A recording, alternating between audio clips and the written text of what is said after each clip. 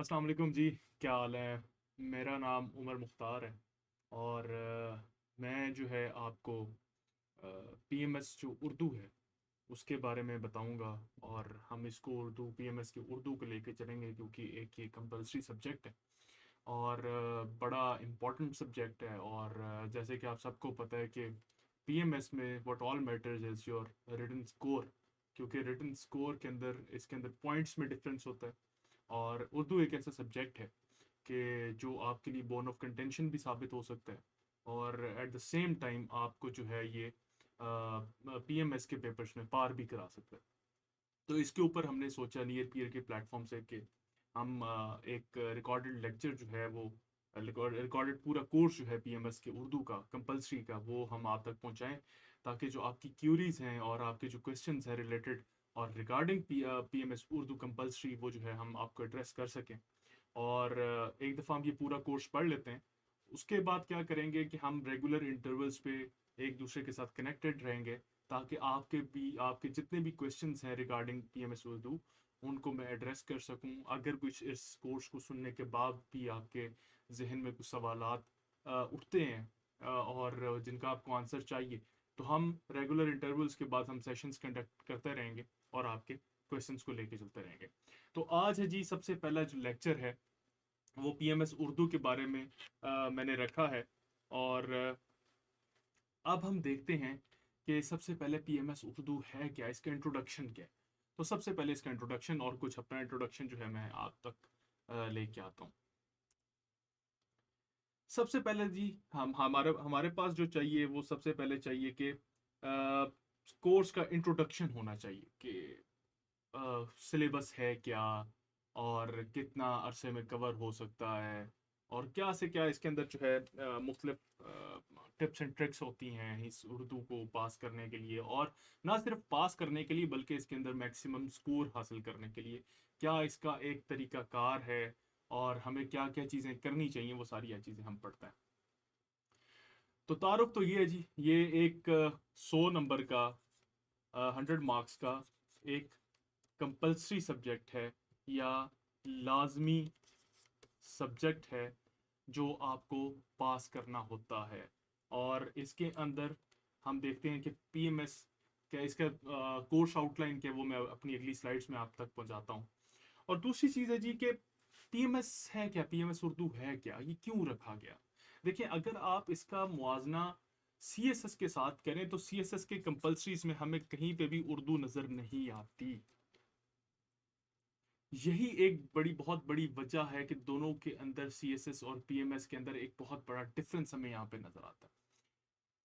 बहुत से जो मुअज़्ज़िज़ीन हैं, बहुत से जो एक आप कह सकते हैं रिफॉर्म जिनकी रिफॉर्म थेरीज आई हुई हैं, उन्होंने ये भी सजेस्ट किया हुआ है कि सीएसएस के अंदर भी चूंकि उर्दू आपकी एक मदर लैंग्वेज है तो इसको आपको लाजमन जो है सीएसएस के अंदर भी इंकलकेट करना चाहिए, उसके अंदर एक कंपलसरी सब्जेक्ट रखना चाहिए।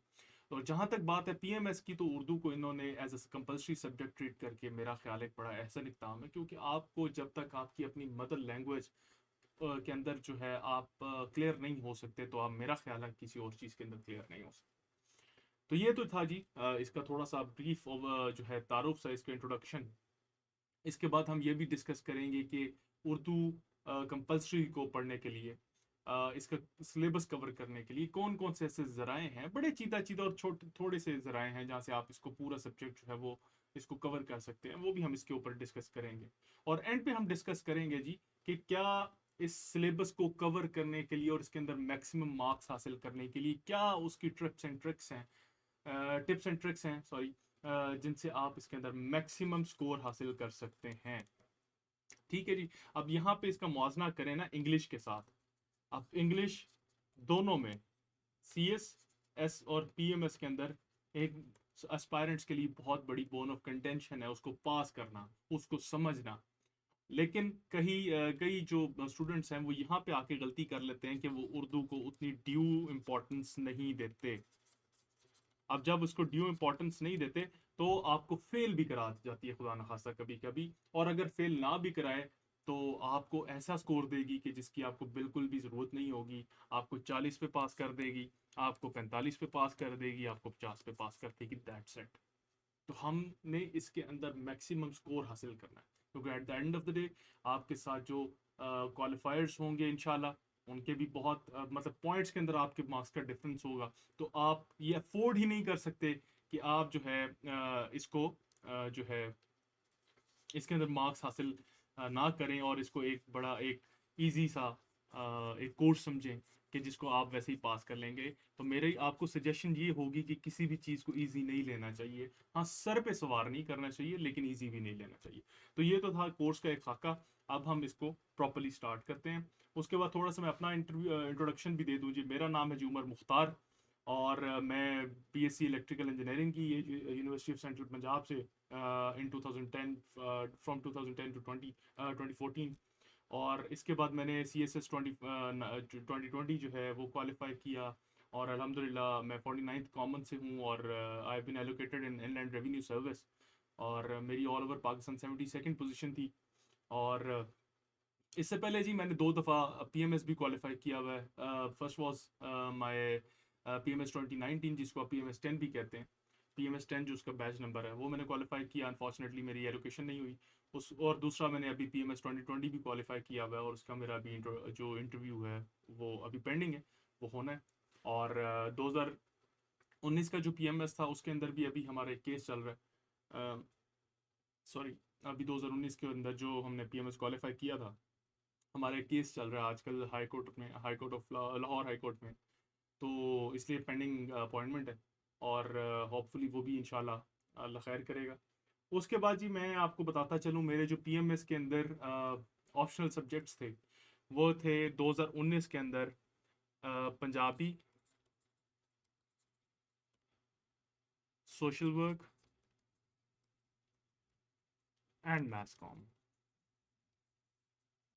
ठीक है जी, ये थे मेरे 2019 के पीएमएस में। 2020 में मैंने एक चेंज की।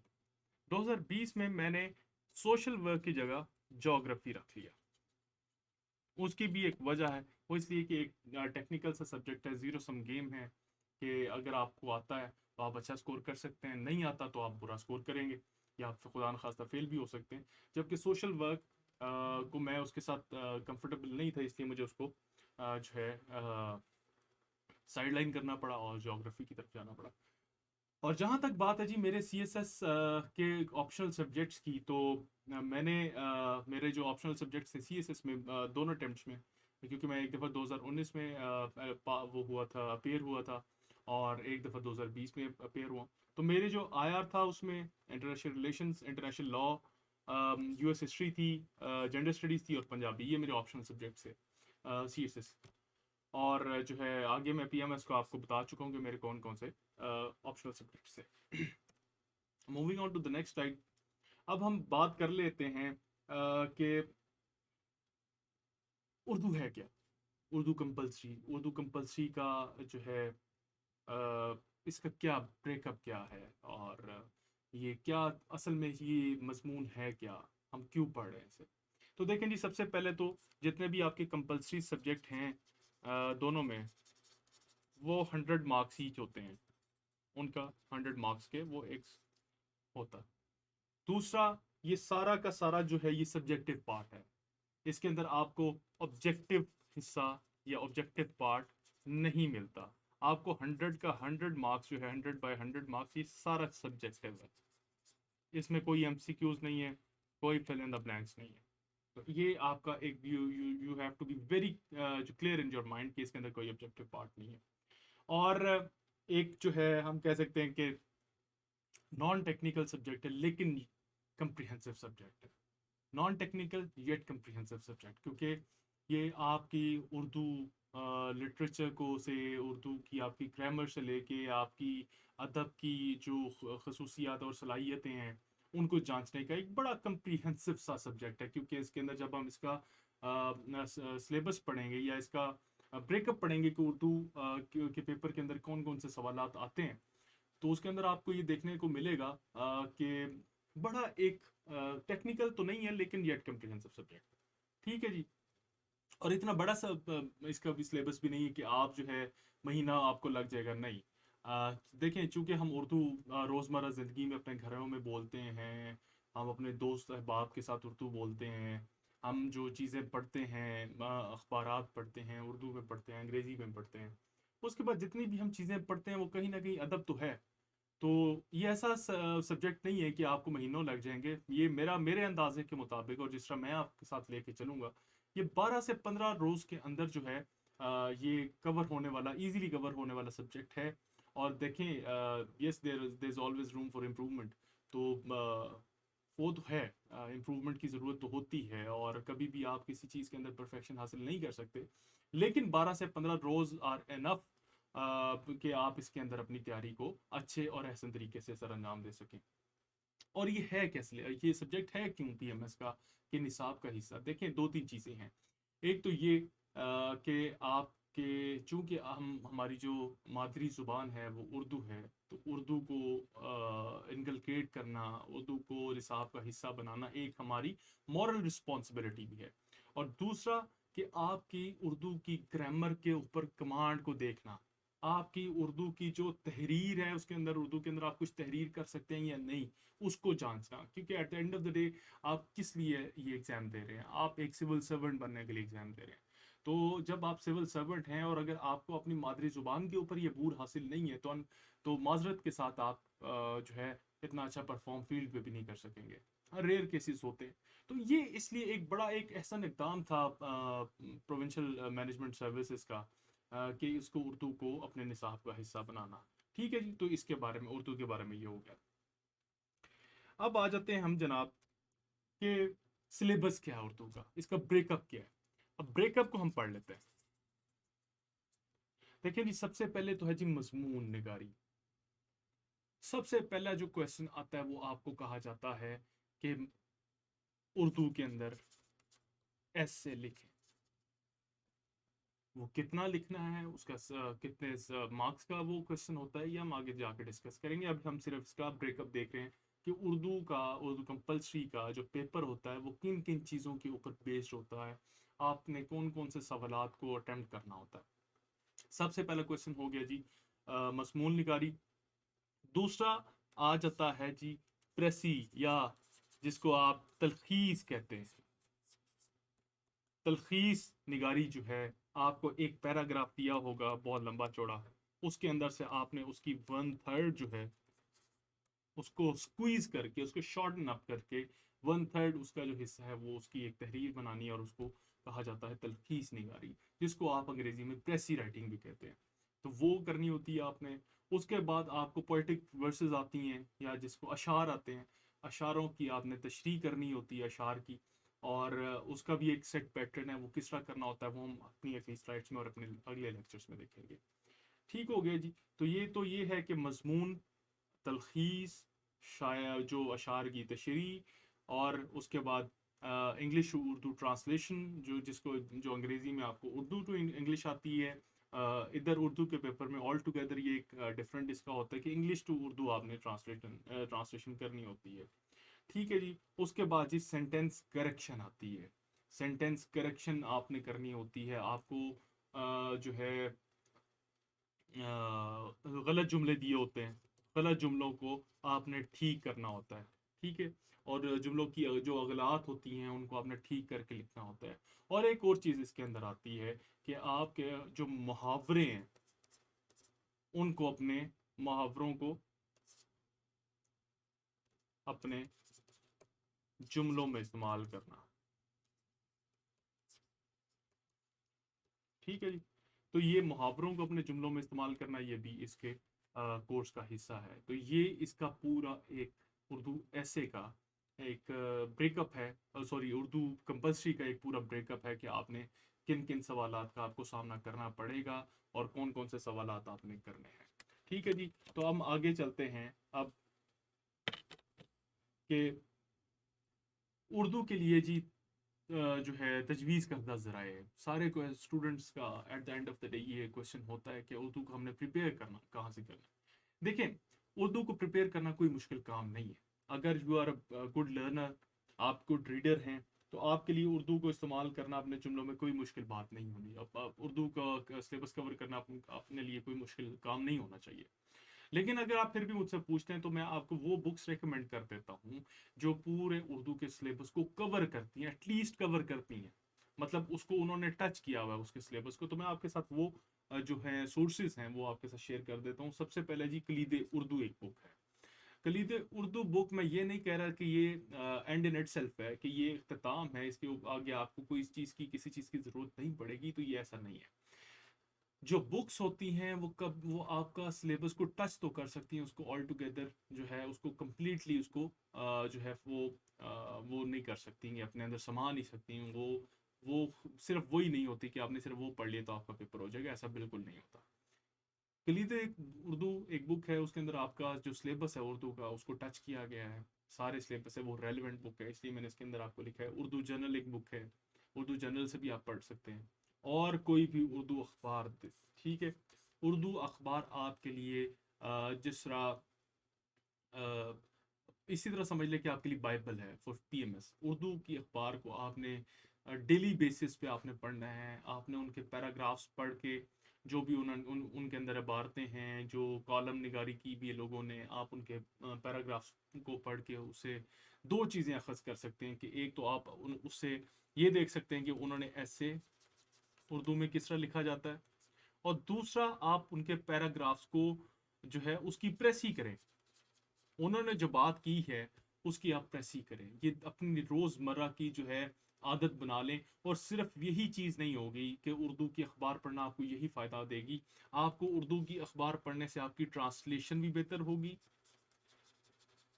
आपकी जो है ग्रामर के ऊपर कुछ क्लैरिटी होगी, आपको at the end of the day GK के पेपर के अंदर बहुत ज़्यादा फ़ायदा होगा, क्योंकि डेट्स पूछी होती हैं, मुख्तलिफ किस्म की जनरल नॉलेज की जो चीज़ हैं वो पूछी होती हैं वन पेपर के अंदर जनरल नॉलेज के। तो आपका एक उर्दू अखबार से या डेली पढ़ने से आप देखें आपके कितना कुछ कवर हो। और ये तो मैंने अभी कुछ थोड़ा बहुत बताया, शायद इससे ज़्यादा कवर होता हो। तो ये मैं आपको इसकी इंपॉर्टेंस बताने की कोशिश कर रहा हूँ कि इसकी इंपॉर्टेंस कितनी ज़्यादा है उर्दू के किसी भी न्यूज़पेपर की। क्योंकि अभी यहाँ पे आपका उर्दू का पेपर है, इसलिए मैंने आपको उर्दू अखबार रेकमेंड किया है। अगर आपका अंग्रेजी का पेपर होता तो मैं आपको अंग्रेजी का अखबार रेकमेंड करता कि आप अंग्रेजी का अखबार पढ़ें, उसकी प्रेसी करें, उसको उसके अंदर जो ऐसे वो जो उन्होंने एडिटोरियल्स लिखे हुए हैं, कॉलम्स लिखे हुए हैं, आप उसके अंदर जो है उसको अपने ऐसे की प्रैक्टिस करें। तो अभी फ़िलहाल आपको उर्दू की किताब पढ़नी है। देखें, बच्चे मुझसे पूछते हैं कि सर एक ऐसी चीज़ बताएं कि जो उर्दू में सबसे ज़्यादा हमारे लिए फ़ायदेमंद हो, कि हम उर्दू के अंदर सबसे ज़्यादा मार्क्स हासिल कर सकें। तो मैं उनको हमेशा एक बात बताता हूँ कि अ good reader is a good writer. A good reader is a good writer. Without reading quality content, without reading quality material, और without reading it on a daily basis, आप जो है अच्छे लिखारी नहीं बन सकते। यही आजकल का हमारा फ्लॉ है, हमारा खला है कि बच्चों को लिखना क्यों नहीं आता। लिखना इसीलिए नहीं आता क्योंकि वो एक अच्छे वो कारी नहीं है, किरत नहीं करते, ठीक है, उन पढ़ते नहीं है। जब तक वो आप पढ़ेंगे नहीं तो आई एम वेरी सॉरी कि आप जो है इसके अंदर जो है वो अच्छा स्कोर नहीं ले सकते। आप इनफैक्ट इसके अंदर क्या, आप किसी सब्जेक्ट के अंदर भी अच्छा स्कोर नहीं ले सकते। उसकी वजह ही ये है कि जब तक आपने पढ़ा ही नहीं है तो आपको अंडरस्टैंडिंग कैसे होगी, आपकी क्रिटिकल थिंकिंग कैसे डेवलप होगी, आप एनालाइज कैसे करेंगे चीज़ों, आपके पास बैकग्राउंड नॉलेज ही नहीं होगा। सुनी सुनाई चीज़ों के ऊपर पिक्टोरियल मेमोरी जो होती है वो तो ठीक है, मैं मानता हूँ इस चीज़ की, पिक्टोरियल मेमोरी बहुत स्ट्रांग होती है लोगों की, लेकिन at the end of the day जो आपने लिखना है वो तस्वीरों में नहीं लिखना, वो आपने वर्ड्स में लिखना है, डिस्क्रिप्शन करनी है। और डिस्क्रिप्शन आप तभी बेहतर तरीके से कर सकेंगे जब तक आप अच्छे कारी हैं, ठीक है। दूसरी चीज, हर सब्जेक्ट की जो इंपॉर्टेंट चीज होती है वो क्या होती है, हर सब्जेक्ट की अपनी एक जुबान होती है, उसके अपने जार्गन्स होते हैं, उसके अपने अल्फाज होते हैं, उसकी अपनी वोकेबलरी होती है, उसकी अपनी डिक्शनरी होती है, उसकी अपनी ग्रामर होती है। तो आपने जौन सा सब्जेक्ट भी है, जो मर्जी सब्जेक्ट का आप तैयारी कर रहे हैं, whether it is Urdu, whether it is English, whether it is international relations, whether it is international law, कोई सब्जेक्ट भी आप ले लें, यूएस हिस्ट्री ले लें, करंट अफेयर्स, पाकिस्तान अफेयर्स, जो मर्जी सब्जेक्ट ले रहे हैं आप, सीएसएस या पीएमएस की तैयारी कर रहे हैं, हर सब्जेक्ट के अंदर आप स्कोर तभी अच्छा कर सकेंगे जब आप उसकी लैंग्वेज के अंदर, उसकी जुबान में रहते हुए बात कर रहे हैं, आप जार्गन्स का इस्तेमाल कर रहे हैं। देखिए मैं आपको एक एग्जांपल देता हूँ, आप इंटरनेशनल रिलेशंस में वो लोग क्यों कम स्कोर करते हैं, उसकी बेसिक बुनियादी वजह ही ये है, ये just for the sake of example है, कि उसकी बुनियादी वजह ही ये है कि बच्चे जो है उसको करंट अफेयर्स की तरह डील करते हैं, इसीलिए वो अपने जो रिटर्न में मार्क्स अपने गिनवा बैठते हैं। जबकि अगर हम ये देखा जाए कि उसकी एक सर्टेन लैंग्वेज है, उसके सर्टेन जार्गन है, सोवरेनिटी, अनार्की, रियल पॉलिटिक, ये जार्गन्स हैं। इंटरेस्ट तो है, अब किस तरह बच्चे करते हैं कि अमेरिका का और चाइना का इंटरेस्ट क्लैश ऑफ इंटरेस्ट है, तो ये बात एक हो गई। तो अगर हम उसको यही बात कर दें कि रियल पॉलिटिक चल रही है, क्यों ओआईसी जो है इंडिया के ऊपर, कश्मीर इशू के ऊपर बात नहीं करता, तो रियल पॉलिटिक। अब रियल पॉलिटिक जो है एक जार्गन है, अगर ये आप जार्गन यूज नहीं करेंगे, आप सिर्फ क्लैश ऑफ इंटरेस्ट लिख देंगे, तो उसको इंटरेस्ट में आपकी लिखाई में नहीं होगा, क्योंकि आपने जार्गन यूज नहीं किया। जब तक आप उसके मौजू के जार्गन यूज नहीं करेंगे, उसके वर्ड्स यूज नहीं करेंगे, उसकी वोकैबुलरी, उसकी डिक्शन यूज नहीं करेंगे, तो आप अच्छा स्कोर हासिल नहीं कर सकते, आप एग्जामिनर को इंप्रेस करने में नाकाम रहेंगे। इसलिए सबसे ज्यादा जो इंपॉर्टेंट है after reading quality and good material, वो जो है वो जार्गन्स का इस्तेमाल है। और जार्गन्स का इस्तेमाल कैसे आपको होगा, और जार्गन्स आपके जहन में कैसे आएंगे, वर्ड्स आपके जहन में कैसे आएंगे, जब आपने अच्छा पढ़ा होगा, तो ये इसके साथ इंटरलिंक्ड। ठीक हो गया जी। दूसरा जी, कंसेप्चुअल क्लैरिटी। कॉन्सेप्चुअल क्लैरिटी, आप जो चीज लिख रहे हैं, आप you should be very clear in your mind. Unless you're not clear from within your mind, you cannot be clear on your paper. At the end of the day, जो आपके examiner के पास जानी है, वो आपका पेपर जाना है, आपने खुद उसके सामने जाके बात नहीं करनी कि मैंने ये लिखना चाहता था। आपका पेपर को खुद बोलना चाहिए कि मेरे पेपर, आपका पेपर जो है वो खुद उसको बोल बोल के बताए कि मैं ये लिखा हुआ है, और इनफैक्ट उसको पढ़ने की जरूरत ही ना पड़े, कि उसको वैसे ही आपकी हेडिंग से पता चल जाए कि you are a good reader, well learned man है मेरे सामने। आपके पेपर को आपका पेपर बोलना चाहिए, और वो पेपर आपका कैसा बोलेगा, जब आपकी कॉन्सेप्चुअल क्लैरिटी हो, आप आए बाएं शाएं नहीं कर रहे हो। और इस चीज को हमने बेहतर करना है अपने कोर्स में, इन सारी इनफेक्ट चीजों के ऊपर हमने काम करना है। तो ख्याली जो है कॉन्सेप्चुअल क्लैरिटी जो है is a must in order to gain good marks. Conceptual clarity जो है बहुत जरूरी है।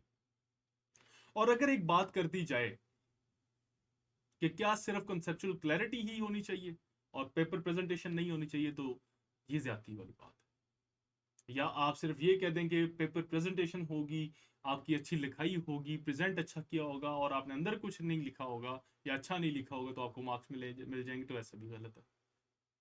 दोनों चीजें गो हैंड इन हैंड, क्योंकि ये एग्जाम ऑफ एलिमिनेशन है। एग्जामिनर आपको एलिमिनेट करने के लिए बैठा हुआ है, आपने उसको एक मौका दिया नहीं और उसने आपको उठा के बाहर फेंक दिया। तो एग्जाम ऑफ एलिमिनेशन है ये। आप कंपीट कर रहे हैं, कंपेटिटिव एग्जाम में बैठे हुए हैं, आपने लोग जो आपके दूसरे स्टूडेंट्स हैं उनसे अच्छा स्कोर करना है। वो किस तरह करना है, वो आपने ये सारी चीजें जो ऊपर बयान की गई हैं, इनके साथ साथ इस चीज के ऊपर भी फोकस करना है कि आप जो कुछ लिख रहे हैं वो इतना प्रेजेंटेबल है कि एग्जामिनर को इंप्रेस कर पाएगा, या for the sake of saying कि वो उसको अच्छा लगेगा, देखने में अच्छा लगेगा। तो ये सारी चीजें जो है आपने इन चीजों का ख्याल रखना है, और ये सारी चीजें उस वक्त बेमायनी हो जाती हैं कि आप इन सारी चीजों का ख्याल रखें और आखिरी जो टाइम मैनेजमेंट है उसका ख्याल ही ना रखें। आपने से फॉर एग्जांपल 5 सवाल करने, आप टाइम मैनेजमेंट के क्राइसिस की वजह से 4 सवाल कर पाए, तो एक सवाल छूट गया, तो आपकी सारी मेहनत आया, आप फिर you are back to the square one, जहां पे आप ये सारी चीजों के ऊपर काम करके 70 मार्क्स ले रहे थे या 70+ मार्क्स ले रहे थे, आपने एक सवाल ना करके आप फिर 55 या 60 पे आ गए।